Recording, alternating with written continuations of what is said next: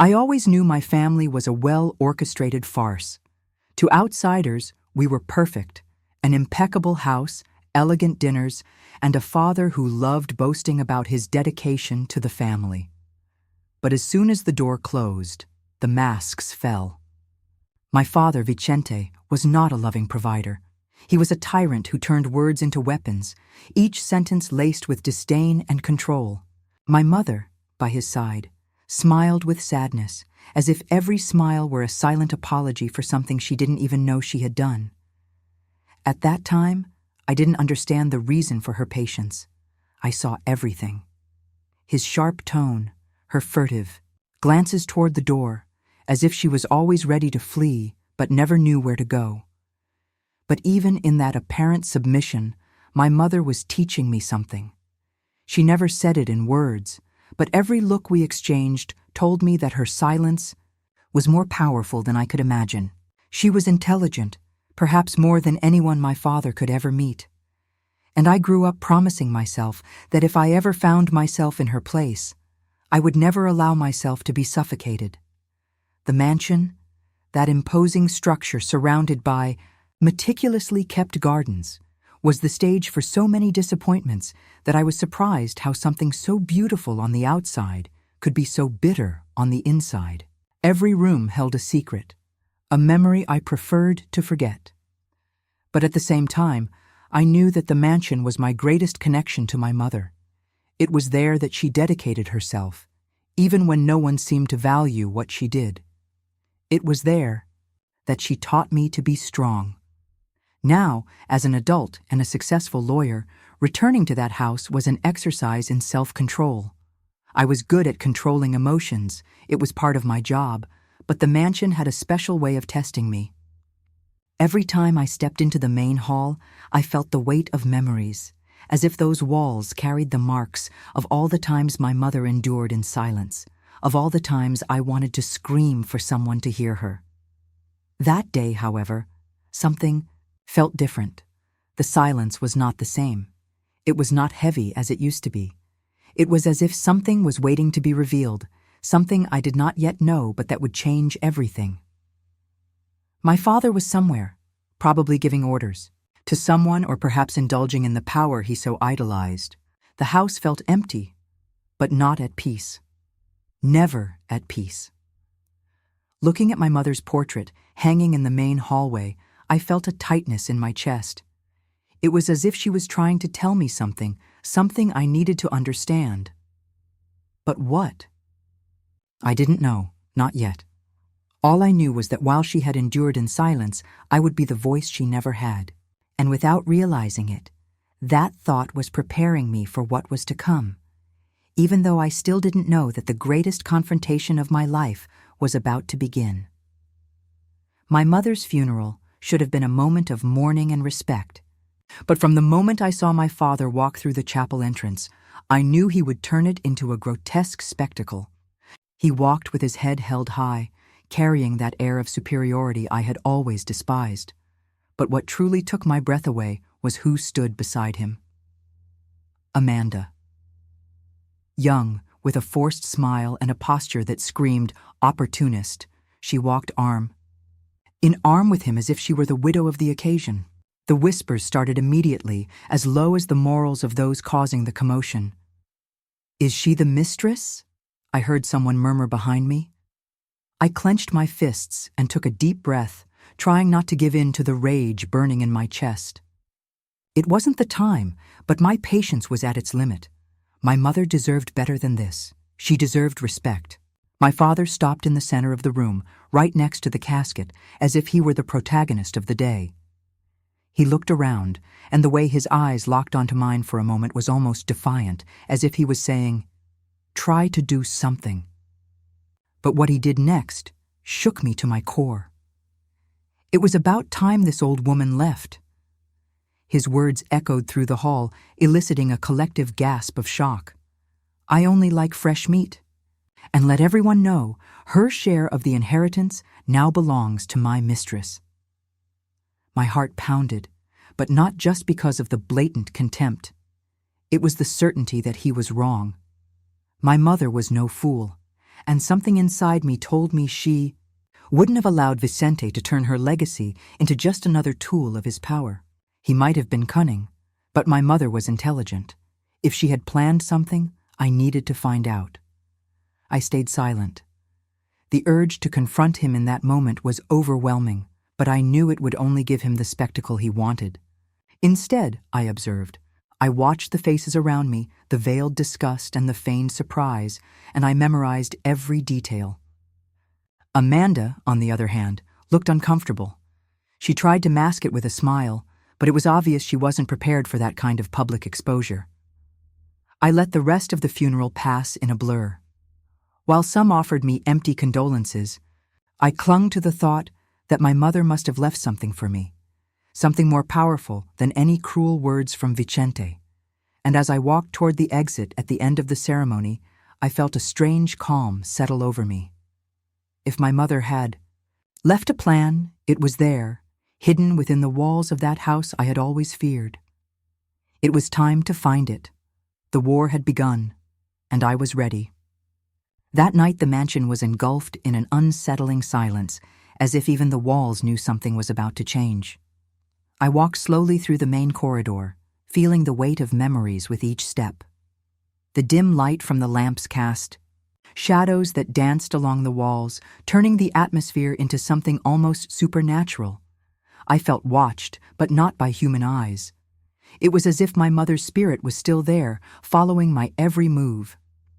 I climbed the stairs cautiously, my heart beating faster with every step. Her room was at the end of the hallway, the door slightly ajar, as if it had been waiting for me. I took a deep breath before stepping inside, feeling a chill run down my spine. The soft scent of her perfume still lingered in the air, a fragrance I had always associated with her comforting presence. I looked around, trying to find something that could guide me, but the room seemed untouched. Everything was in order, just the way she liked it. I ran my fingers over the vanity, touching the small objects she had kept with such care. It wasn't just a search for clues. It was a way to reconnect with her, as if each touch was a silent conversation. But then, something caught my attention.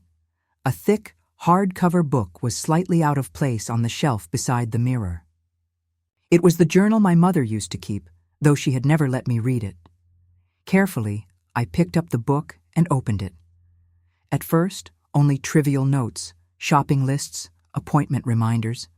But as I turned more pages, I realized she had been leaving messages for me, almost as if she knew I would eventually find them. Clara, one of the pages read, "If you are reading this, it means the time has come for you to know the truth." My fingers trembled as I continued. A key was tucked between the pages with a tag that read "bottom drawer." I immediately thought of the old desk in the corner of the room. Kneeling in front of it, I inserted the key into the lock and heard a soft click.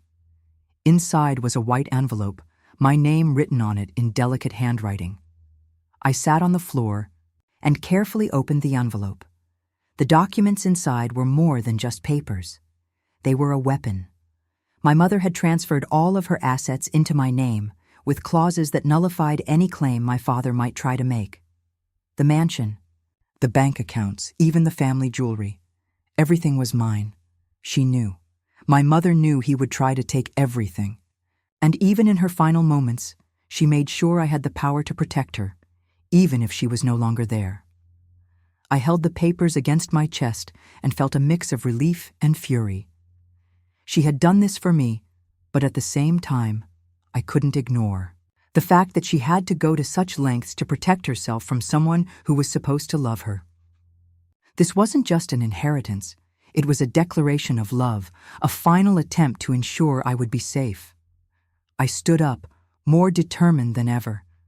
Vicente had no idea what was coming, but soon he would learn that his arrogance would be his downfall. And Amanda? Well, she would soon find out that the price of ambition was sometimes too high to pay. I woke up early that morning with a sense of purpose pulsing through my veins. I knew that from that day forward, every move had to be calculated. Vicente was predictable in his arrogance, but Amanda, she was an enigma. Young and ambitious, she seemed smarter than him, which made her even more dangerous. That's why I chose my words and actions carefully, keeping my anger hidden beneath a mask of neutrality. When I went downstairs for breakfast, Vicente was at the table, sitting as if he were the king of that place. "Clara," he began, his voice dripping with condescension, "we need to discuss a few adjustments now that Amanda will be more present. I want you to get used to the changes." My response was calm, almost cold. "Of course, Father. I'm open to hearing your suggestions." He seemed pleased with my apparent docility, unaware that I was simply gathering information.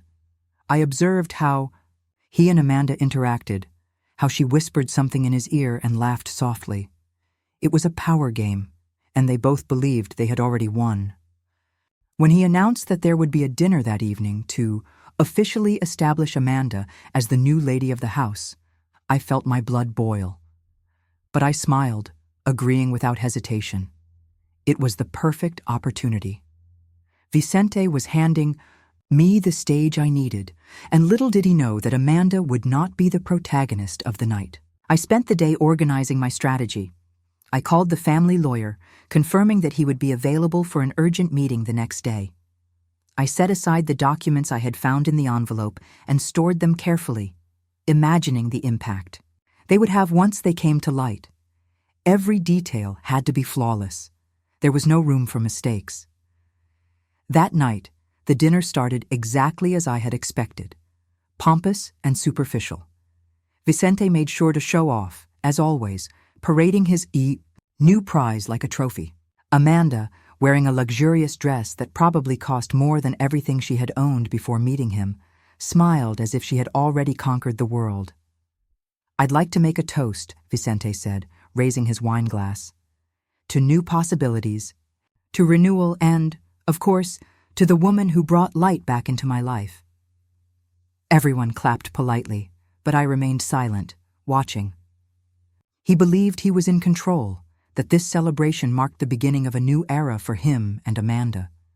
But what he didn't know was that I was merely waiting for the right moment to strike. As the dinner continued, I paid attention to every detail.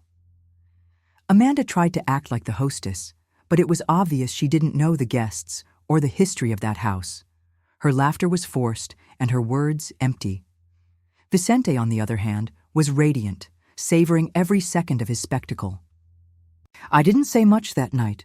I only observed, my mind sharp and my determination unwavering. I waited for the moment when they would be completely at ease, when they truly believed they had won everything. I knew that when the time came, the fall would be all the more devastating. And it was coming. The stage was set, the pieces were in place, and the truth was about to be revealed. There was no turning back. Tomorrow, that dinner would not be remembered as a celebration, but as the beginning of Vicente and Amanda's downfall. I would make sure of it. The room was filled with murmured conversations, clinking silverware, and muffled laughter. Vicente sat at the center of it all, radiating a confidence that only fueled my determination. Every movement he made, every word he spoke, was a reminder of how much he underestimated everyone around him. Amanda, seated beside him, looked dazzled by the attention. This was the perfect moment. I rose calmly, holding the envelope that had been burning in my hands for days. Silence fell like a curtain as I cleared my throat, and all eyes turned to me.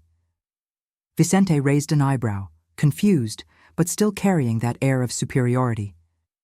"Excuse me, but I have something important to share with all of you," I began, my voice firm but controlled.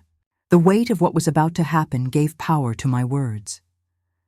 "During my mother's funeral, something deeply unsettled me," I continued, looking directly at Vicente. "Words were spoken, declarations were made, and I remained silent, but not for lack of a response. I waited because I knew the truth would be far more powerful than any impulsive reaction." The guests exchanged curious glances, and Vicente looked impatient. "Where are you going with this, Clara?" he asked, trying to keep his tone casual, but there was a hint of unease in his voice. "I'm getting to this envelope," I replied, raising it for everyone to see. Inside are the documents my mother, in her wisdom and generosity, left to protect her legacy and to protect me. Vicente's eyes narrowed, and Amanda swallowed hard. I carefully pulled out the papers and began to read.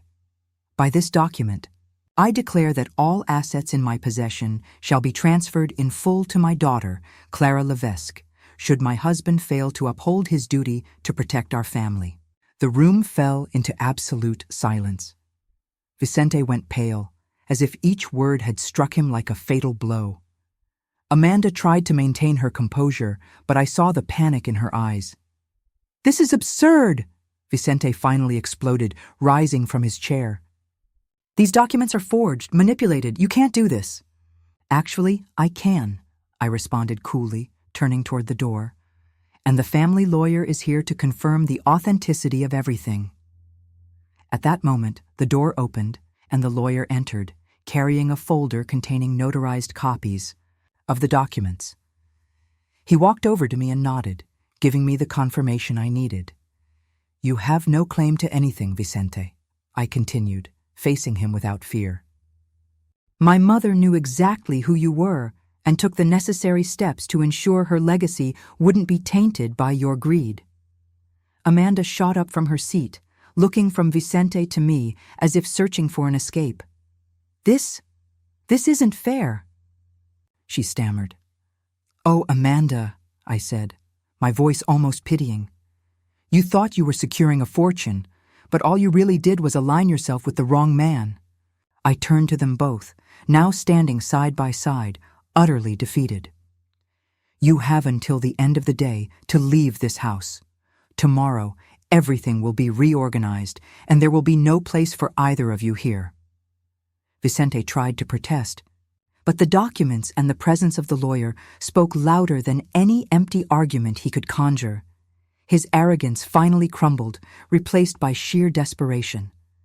When it was all over, the guests began to leave, murmuring about the spectacle they had just witnessed. I remained standing, watching, as Vicente and Amanda walked out of the room with heavy steps, carrying the weight of their defeat. At that moment, I knew the worst was yet to come for them, and honestly, I was ready to watch it unfold. The silence of the following morning was almost deafening. The mansion, once a stage for arrogant voices and false laughter, was now emptied of everything unnecessary. Vicente and Amanda had left the night before, just as I had demanded, but not without, leaving a trace of tension in the air. I had watched them leave in a hurry, dragging suitcases that could barely hold all their lies and pretensions. Vicente had tried to cast one last defiant glance at me as he crossed the gate, but I held my ground, gripping the door until he disappeared from sight. Hours later, the rumors began to spread. People who had attended the dinner called their acquaintances, and the story spread like wildfire. Vicente's image as a powerful and influential man quickly began to crumble. Companies that once did business with him now reconsidered their associations, fearing that his financial downfall was a reflection of his incompetence. Even the few friends he had started to distance themselves, unable to deal with the shame that now surrounded him. Amanda, on the other hand, simply disappeared. I learned through a casual conversation with an old colleague of hers that she had resigned from a temporary job before meeting Vicente and was now looking for shelter in another city. She abandoned him at the first opportunity, her loyalty as shallow as her intentions. What surprised me most was not how quickly she left, but the fact that Vicente never saw it coming. He truly believed that money, even money that wasn't his, was enough to keep her around. While they faced the consequences of their choices, I faced something different: freedom. For the first time in years, I felt like I was in control, not just of the mansion, but of my own life. I walked through the rooms, now filled with a new energy. The shadows of the past seemed to have dissipated, making way for a clarity I had never experienced before. Of course, my father tried to contact me. First, there were furious messages, full of accusations and veiled threats. Then came the apologies, the pleas, promises that he would change. I ignored them all. Vicente was not the kind of man who changed. He was the kind who tried to reinvent himself when he had no other choice, only to repeat the same mistakes. I couldn't allow myself to fall into that emotional trap. The local community, once reverent toward our family, now looked at me with renewed respect. Not because I had inherited the mansion or the wealth, but because everyone knew I had faced something far greater than a dispute over inheritance. I had endured years of oppression and manipulation and had come out the other side intact, stronger. And then, as the chaos dissipated and the pieces finally fell into place, I realized that the mansion was no longer just a reminder of suffering. It was a symbol of resilience, an opportunity to turn my mother's lessons into something that could help others. Looking at the documents in my hands, I envisioned the next step. Something big was about to happen, something that would honor her legacy in a way Vicente could never understand, and I knew I was ready for this next chapter. The days following Vicente and Amanda's departure were filled with transformation. The mansion, once heavy with dark memories, began to come alive again.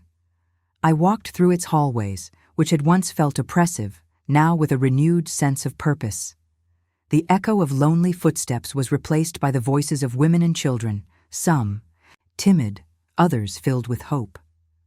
The place that had been the stage for my mother's suffering was now a refuge for those in need of a fresh start. My decision to turn the mansion into a shelter for women in vulnerable situations came naturally. It was impossible not to think about how many women, like my mother, had suffered in silence. With the resources she left me and my experience as a lawyer, I began building something that could change lives. Each room was redesigned, every space repurposed. My father's office, where I had heard so many harsh words, became a counseling room filled with books and comfortable chairs. The first time I welcomed a family into the shelter was a moment I would never forget. A young mother and her daughter arrived hesitant, carrying only a single suitcase. When the little girl looked around and said, "This place feels safe," I felt a lump in my throat. My mother would have smiled hearing that. While I moved forward, Vicente sank further. Without the assets he had always considered his, he was forced to face the real world. I tried not to seek out news about him, but it was impossible to avoid the whispers. I heard that he was living in a small apartment lent to him by an old colleague, desperately trying to salvage his reputation. With every failed attempt, he isolated himself further, with no one left to turn to, not even Amanda. She never looked back, leaving without a trace. Vicente was exactly where he deserved to be, alone, facing the consequences of his greed. As for Amanda, the rumors were more uncertain. Some said she had found another wealthy man to finance her lifestyle, while others claimed she was working temporary jobs to get by. The truth? It didn't matter. Her role in my story was over. The transformation of the mansion was also my own reconstruction. For the first time in years, I felt whole. The pain of the past hadn't disappeared entirely, but it had become fuel for something greater. I learned that I didn't need to erase my scars, but instead use them as reminders of strength. One late afternoon, as the sun set behind the trees in the garden, I sat on the porch with a cup of tea in my hands. The sky was painted in shades of orange and gold, and for a moment, everything felt peaceful. I looked at the mansion, at the lights now shining as symbols of life and hope. I thought of my mother, of the strength she had shown, even when no one recognized it, of the silent lessons she left me, just as powerful as her words. She had won, I realized. She had won through me, through the lives that this place would change. An involuntary smile formed on my lips. The war was over, and I had emerged not just as the victor, but as someone who had found purpose. My mother's legacy was not just the mansion or the wealth she had left behind. It was the strength to know that even in the face of the darkest moments, it is possible to build something that shines. The world outside continued to turn, but there, sitting on the porch, I knew I had finally found my place.